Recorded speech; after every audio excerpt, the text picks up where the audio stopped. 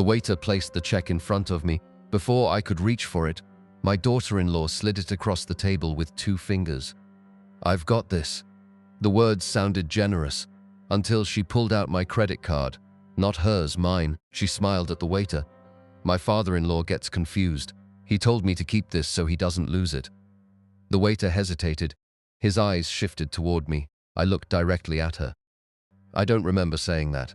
She laughed loudly. "Oh, Harold, you're adorable. See?" She looked at the waiter. "I told you. He forgets things now." Several diners glanced toward our table. I could have corrected her. Instead, I watched. Sometimes people become careless when they think you've already accepted the lie. She signed the receipt, slipped my card back into her designer wallet. Not my wallet. Hers, then stood up. "We should get home." I nodded. The drive back was almost silent, except for one sentence she whispered to my son after she thought I'd fallen asleep in the back seat. "Your father is draining us." My son sighed. "I know. We can't keep living like this." As I closed my eyes. Not because I was tired, because I suddenly understood something. Neither of them had mentioned the lunch bill. Neither of them had mentioned the credit card. Apparently, paying for their expensive afternoon somehow counted as me draining them. That kind of mathematics only works when greed does the accounting. My name is Leonard Mercer. I'm 72 years old. For 35 years, I was the chief financial officer of one of the largest hotel groups in the state. Numbers have personalities. Some whisper, some shout, and some lie. If you stare at them long enough, they always tell you who moved them. People think accountants spend their lives looking at spreadsheets. They're wrong. We study behavior because money never disappears by itself. Someone always helps it leave. After my wife, Judith, passed away 4 years earlier, I sold the house we'd lived in since our 20s, not because I wanted to, because every room still sounded like her laughter. The sale left me financially comfortable, more comfortable than I'd ever expected. I invested most of it, kept a modest monthly income, bought a quiet condominium overlooking the river. Life became predictable, peaceful, until my son called.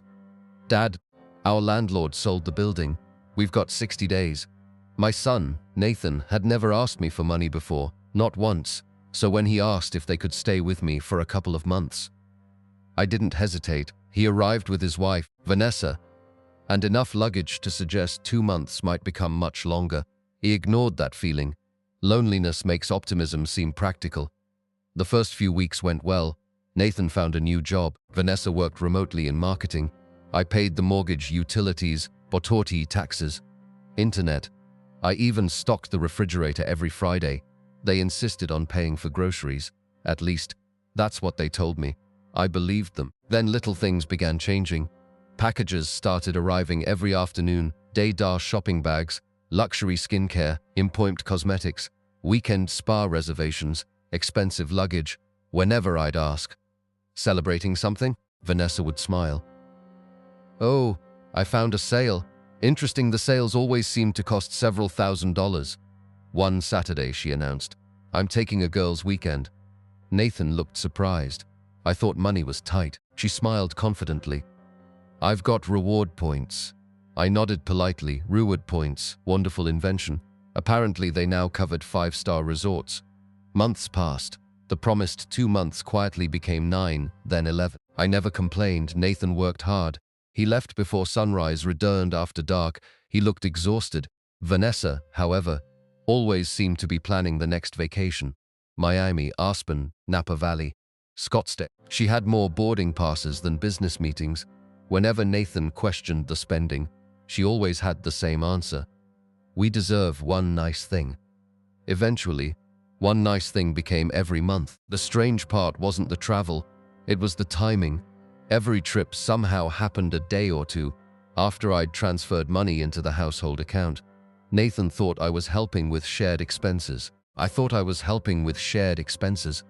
Only one person seemed to have a different definition of shared. One rainy Tuesday afternoon, I stopped by the concierge desk after returning from a doctor's appointment. "Mr. Mercer, you've got another package." The young concierge handed me a large white envelope. "It arrived with your mail." I thanked him. The envelope wasn't addressed to me, It was addressed to Vanessa, same apartment number, wrong mailbox. Normally, I would have taken it upstairs unopened. Instead, something caught my eye. The envelope had already split open along one corner. Several folded papers had slipped halfway out, bright blue paper, hotel stationery.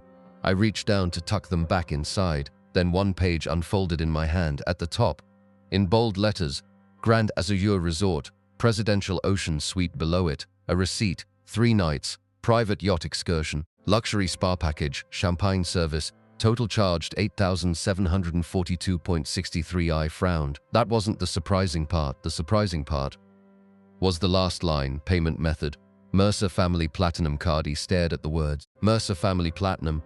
There was only one card with that name, mine. I never visited Grand Azure Resort. I had never even been to Florida that year. Slowly, very slowly, I turned to the second page, then the third, then the fourth. Every receipt carried the same account number. My account number, my signature wasn't anywhere on them, but my money certainly was. At that exact moment, the apartment elevator doors opened. Vanessa stepped into the lobby, wearing oversized sunglasses and carrying another designer shopping bag. She smiled the moment she saw me. Then she noticed the receipt in my hand. For the first time since she'd moved into my home, her smile disappeared. Vanessa recovered faster than I expected. Most guilty people panic. She adjusted her sunglasses, smiled again, and walked straight toward me. "Oh, you found my travel confirmation." She reached for the envelope. I didn't hand it over. Instead, I asked, "Did you enjoy the presidential suite?" For half a second, her smile froze, then she laughed. "You know hotels. They send promotional invoices. I didn't actually pay that." Interesting answer, because I hadn't asked whether she'd paid, I'd asked whether she'd enjoyed it. The elevator doors opened again. Nathan stepped out carrying his laptop bag. He looked exhausted. "Everything all right?" Vanessa answered before I could. "Your dad opened my mail." I looked at my son. "It was delivered to my mailbox." Nathan sighed. "It was probably an accident." He reached for the envelope. "So let's just—" "No." I kept holding it. Both of them looked at me. "I'd like to finish reading it." Vanessa's voice sharpened. "That's private. So is my bank account." The lobby became very quiet. Even the concierge suddenly found paperwork that needed his attention. We rode upstairs without speaking. Inside the apartment, Vanessa immediately began making coffee. Whenever conversations made her uncomfortable, she always found something else to do. Nathan loosened his tie. "Dad, I'm sure there's an explanation. I'm sure there is. I placed the hotel receipt on the kitchen island. Let's hear it."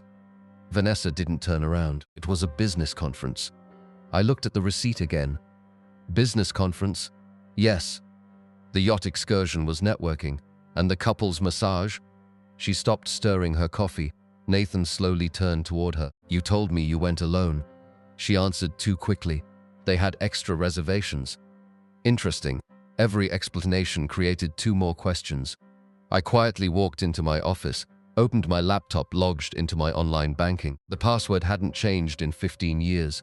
The balance looked normal. Monthly deposits, investment income, UUT payments, proprietary taxes. Nothing unusual. Then I clicked on detailed transactions. I almost smiled. Retirement had made me lazy. For nearly a year, I'd only checked balances, not itemized activity. The list kept loading: restaurant charges, hotel charges, boutique purchases, airline tickets, luxury retailers, all charged to the same platinum account, all authorized through digital wallet transactions. I frowned. I never used a digital wallet. Not once. I called my bank. After confirming my identity, the fraud specialist asked, "Mr. Mercer, how may I help you?" "I'd like to know when my card was added to a mobile wallet." Silence. Typing. Then, "It appears your card was registered approximately 11 months ago. 11 months. Exactly when Nathan and Vanessa moved in." "Can you tell me the device name?" Another pause. "1 moment," she returned. "An Apple device registered to—" She stopped. "I'm sorry, I can't disclose the owner's personal information." "You don't need to. I already know." I thanked her. Before hanging up, I asked one final question. "How many digital wallet transactions have been made?" More typing then. 143. 143. Not one mistaken purchase, not 2, 143 separate decisions. I printed every transaction, 37 pages, by the time I carried them into the living room. Nathan and Vanessa had stopped arguing. Both looked at the stack of papers. Nathan frowned. "What's that?" "Our last 11 months. I laid the pages across the dining table. The charges stretched from one end to the other: Miami, Scottsdale, Napa luxury handbags, jewelry boutiques, deductar shoes, private airport lounges, five-star restaurants. Nathan's face slowly lost all color. "What is all this?" Vanessa crossed her arms. "You make it sound worse than it is." Nathan looked at her. "Worse?" She pointed toward me. "Your father said we could use the card." I calmly answered, "No, you offered." She immediately corrected herself. "I meant he offered to help." Nathan looked between us. "Dad, I transferred money every month for groceries, for household expenses. I never authorized vacations." Vanessa rolled her eyes. "Oh, please, money is money." "No," I answered quietly. "Purpose matters." Nathan picked up one receipt, then another, then another. His breathing became heavier. "You told me these trips came from work bonuses. I deserved those trips." "That's not what I asked. You never complain when your father pays for anything else." Nathan slammed the receipt onto the table. "Did you steal from him?" She looked offended. "Don't use that word. What word should I use?" "Silence. Climate silence." Then she whispered the sentence that ended her marriage before either of them realized it. "I wasn't stealing. I was spending what we'll inherit anyway." Nathan stared at her. "What?" She shrugged. "It's all going to be ours eventually. So what difference does it make if we use it now?" I watched my son's face, not anger, not embarrassment. Something much worse. Recognition. He finally understood why every conversation about money somehow ended with me being blamed. Because if I ever questioned the spending, Vanessa only needed to tell him one thing: "Your father is draining us." It was the perfect distraction. Make the man paying every bill look like the financial problem. And for almost a year, it had worked. Nathan slowly sat down, covered his face with both hands, then asked the question I'd been waiting months to hear. "How much?" I slid the final page across the table. The grand total: $186,943. How? 18. Nathan looked at the number, then back at his wife. She didn't deny it. She simply said, "We can pay it back after your father passes." Nathan stood so suddenly his chair crashed onto the floor. Neither of us noticed, because the look on his face told me something important. For the first time, he wasn't looking at his wife like the person he loved. He was looking at a complete stranger. Nathan didn't shout. He didn't throw anything. He simply walked to the bedroom, opened the closet, pulled a large suitcase onto the bed. Vanessa frowned. "What are you doing?" He kept folding clothes. "What does it look like?" She laughed. "Oh, stop being dramatic. I'm going to my sister's for the night." She rolled her eyes. "Over a credit card?" He stopped packing, slowly turned toward her. $186,000. That's not a credit card, that's a lifestyle." She crossed her arms. "You always take his side." Nathan stared at her in disbelief. "My side? My father paid our rent. He paid our utilities. He paid our groceries. He let us live here. What exactly is my side?" She had no answer, so she reached for the oldest weapon she had: tears. "I can't believe you're doing this to me." Nathan shook his head. "No, I can't believe you've been doing this to him." She pointed at me. "He doesn't even need the money," I answered quietly. "Neither do art museums. That doesn't mean you're allowed to steal the paintings." She glared at me. "Stop calling it stealing." I smiled. "The bank will choose the correct word." For the first time, she looked genuinely nervous. The next morning, I didn't call the police. I called my attorney. Margaret Sloan had represented me for 22 years. She listened without interrupting. When I finished, she asked only one question: "Do you want your money back? Or do you want justice?" "Both." She smiled. "Good, because those are two different strategies." By noon, we were sitting inside the bank's fraud department, a conference room, 3 investigators, 1 security specialist, my attorney, and me. I handed them the 37 pages, then the hotel receipts, then something I'd almost forgotten: the restaurant receipt from the day before, the one Vanessa had signed using my platinum card. The investigator looked at it carefully. "Mr. Mercer, did you authorize this purchase?" "No." "Did you give her permission to possess your card?" No. Did you ever register your card to her mobile wallet? No. He nodded, then typed quietly for several minutes. Finally, he looked up. We're freezing every card attached to this account immediately. He paused, and beginning a fraud investigation. By late afternoon, Vanessa discovered something. None of her cards worked, not at the boutique, not at the salon, not at the airport. She called Nathan first. My cards are declining. They're not your cards. He answered, then hung up. She called me next. I let it ring 3 times. 4, 5, then voicemail. For the first time in nearly a year, she had to pay for something herself. 2 days later, Margaret invited me to her office. I think you'll enjoy this. She slid a thick folder across the desk. It wasn't from the bank. It was from a private investigator. I frowned. I didn't hire one. I did. She smiled. I had a feeling we'd need him. Inside were photographs, lots of photographs. Vanessa at luxury resorts, star boutiques. Airport lounges, always smiling, always shopping, always paying with my money. Then came something unexpected. One photograph showed her sitting across from 2 women at an expensive rooftop restaurant. The investigator had also obtained a transcript from a recorded social media live stream. One woman asked, "Doesn't your father-in-law ever complain?" Vanessa laughed. "He has no clue." Another asked, "What if he finds out?" She raised a champagne glass. "By then, I'll already have half of everything." My attorney quietly closed the folder. I don't think she realized that live stream stays online forever. That evening, Nathan came to see me alone. He looked exhausted.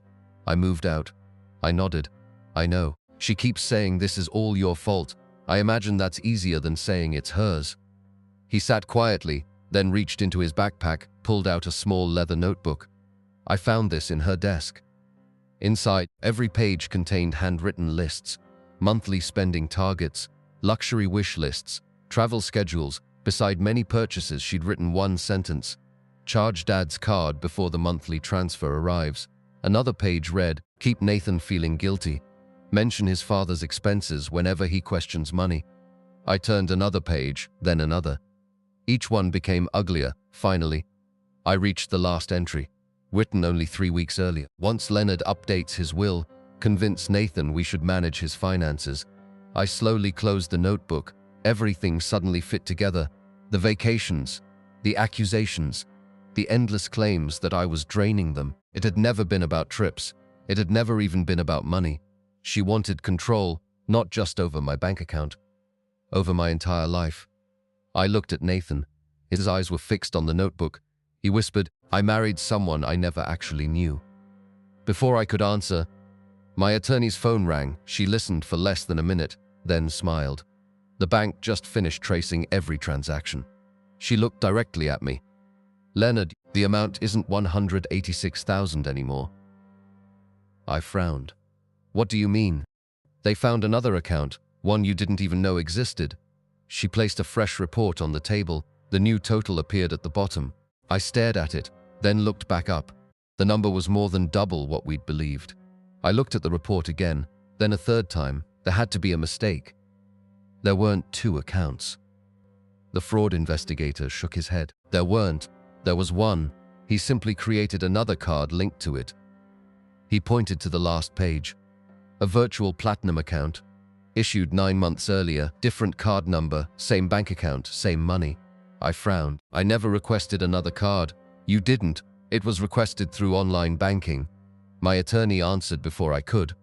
"Someone had your login credentials." Nathan slowly looked up. "What?" The investigator nodded. "The requests came from inside Mr. Mercer's condominium." Silence filled the room. Only 3 people had regular access: me, Nathan, Vanessa. I already knew which one enjoyed shopping. The final report arrived the following morning. The true total wasn't $186,000. It wasn't $200,000. It was $417,826.54, nearly $500,000. Over 11 months, luxury hotels, private villas in Italy, business-class flights, jewelry, high-end furniture, Andar watches, even cosmetic procedures, every swipe, every reservation, every signature, paid by me, while she kept telling my son, "Your father is draining us." The bank recovered most of the money within days. Not because Vanessa suddenly developed a conscience, because she had made one enormous mistake. She paid almost everything with traceable transactions: luxury brands, airlines, hotels, travel agencies. Most purchases were still inside the legal recovery window. The fraud department froze payments. Merchants reversed charges. Travel providers cancelled future reservations. The money didn't magically return overnight, but it started flowing back, one transaction at a time. Then came the surprise none of us expected. Margaret walked into my condominium carrying another folder. "I think you'll appreciate this." Inside were property records. I frowned. "What am I looking at?" "A vacation condo, purchased 6 months ago." "I don't own a vacation condo." "No," Vanessa tried to. She turned another page. The purchase contract listed a luxury beachfront condominium. The down payment exactly matched several fraudulent withdrawals from my account, but the sale had never closed. "Why?" Nathan asked. Margaret smiled. "The seller refused to release the property because the remaining funds never arrived." She looked at me. "In other words, she tried buying real estate with your retirement, without ever telling anyone." 3 months later, the criminal case reached court. Vanessa arrived wearing an expensive designer suit. The irony wasn't lost on anyone. The prosecutor didn't begin with bank statements. He began with her own words, the live stream, projected onto a large courtroom screen. Everyone watched her smiling, lawing, holding a champagne glass, then saying, "By then, I'll already have half of everything." She closed her eyes. The recording continued. There was nowhere to hide. Then came the digital evidence: hotel invoices, travel bookings, virtual card registrations, IP addresses, PON records, .veshu logins, every click, every purchase, every destination. Connected to one phone, her phone. Her attorney barely cross-examined a single witness. He knew the evidence wasn't overwhelming, it was complete. When the judge announced the verdict, the courtroom remained perfectly silent. Vanessa was found liable for financial fraud, identity theft, and unauthorized use of financial instruments. The court ordered full restitution. Every recoverable asset was seized: luxury handbags, jewelry, star watches, her SUV, investment accounts, the unfinished beachfront condo deposit, everything. The judge looked directly at her. "You didn't make one dishonest decision. You built an entire lifestyle on thousands of them." Outside the courthouse, reporters crowded the front steps. They weren't interested in me. They surrounded Vanessa. One reporter shouted, "Do you have anything to say?" She looked toward me. For a moment, I thought she might apologize. Instead, she shouted, "He never needed the money anyway." Even in defeat, she still believed that was a defense. I simply walked to my car. Some arguments aren't worth winning twice. Nearly a year later, Nathan came over for Sunday dinner. Just the two of us. No lawyers, no investigators, no bank statements.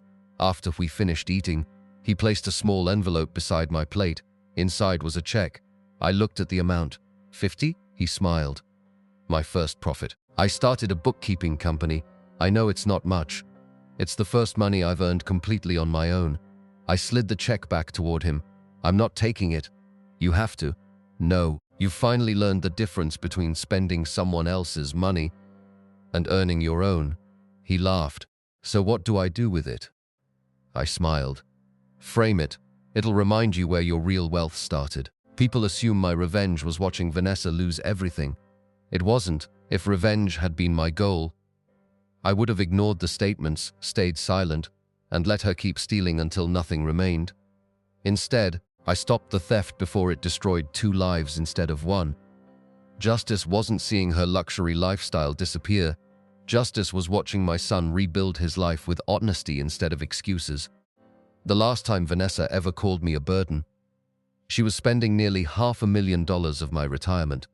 The last time I saw her, she was leaving a courthouse carrying everything she truly owned, one small cardboard box. Everything else had belonged to someone else all along.